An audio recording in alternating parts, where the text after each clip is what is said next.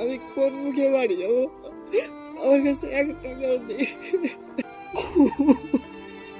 মা, বাবা, ভাই, আমি তোমাদের সবার কাছে হাত জোর করে ক্ষমা চাইছি।